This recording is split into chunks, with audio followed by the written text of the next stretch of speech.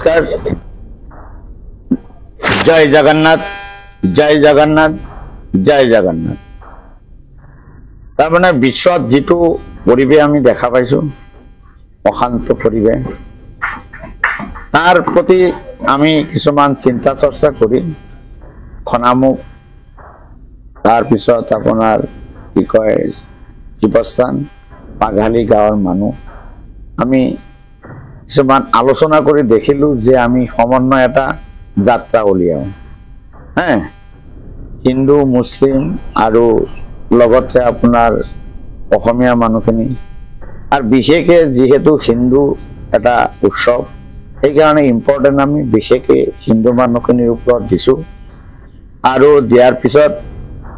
আমি প্ৰথমতে খনামুখ নামঘৰৰ কমিটিৰ লগত আলোচনা কৰো তাৰ পিছত শিৱস্থান নামঘৰৰ লগত আলোচনা কৰো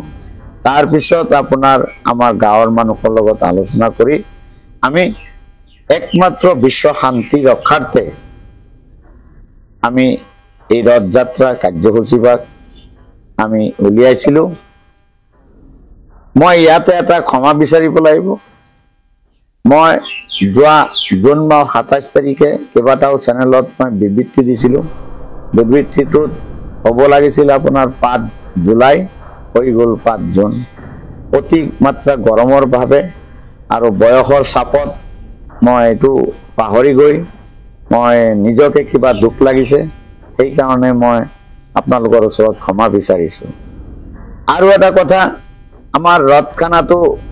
আপোনাৰ 27 তাৰিখ আহি জীৱন দেৱনাথৰ ঘৰত ইয়াত পূজা পাতল পূজা অৰ্চনা হৈ আছে আৰু অহা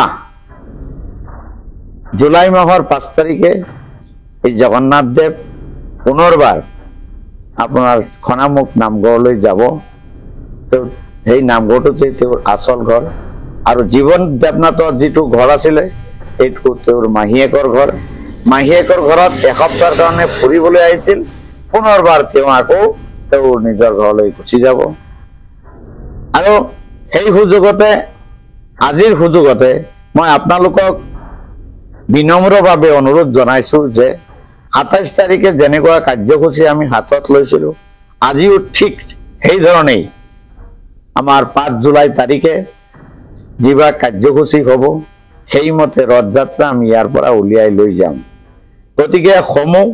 ভক্তপান ৰাইজক কৰজোৰে প্ৰাৰ্থনা কৰিছো যে আপোনালোকে দলে বলে যোগদান কৰি আমাৰ অনুষ্ঠানটি সাফল্যমণ্ডিত কৰিব বুলি আশা ৰাখিলো ধন্যবাদ শিৱস্থান খনামুখ গাঁৱৰ অসমীয়া মানুহৰ লগত যি আলোচনা বিলোচনা কৰি আমি জগন্নাথ দেৱৰ যিখন ৰথযাত্ৰা উলিয়ালো আৰু আমাৰ পাঘালি গাঁৱৰ যিখিনি বেঙ্গলী মানুহ এই অসমীয়া মানুহৰ লগত মিলি আমি উভয় ৰথযাত্ৰা কৰি খুব আনন্দ পাইছো কিন্তু অসমীয়া মানুহখিনি যে আমাৰ লগত এইভাৱে মিলি যাব আমি সপোনতো ভবা নাছিলো আৰু তেওঁলোকে যে আমাক ইমান সহায় সহযোগিতা কৰিলে তাৰ কাৰণে শিৱস্থান খনামুখ ৰাইজক মই চেনেলৰ যোগে আজি মোৰ আন্তৰিকভাৱে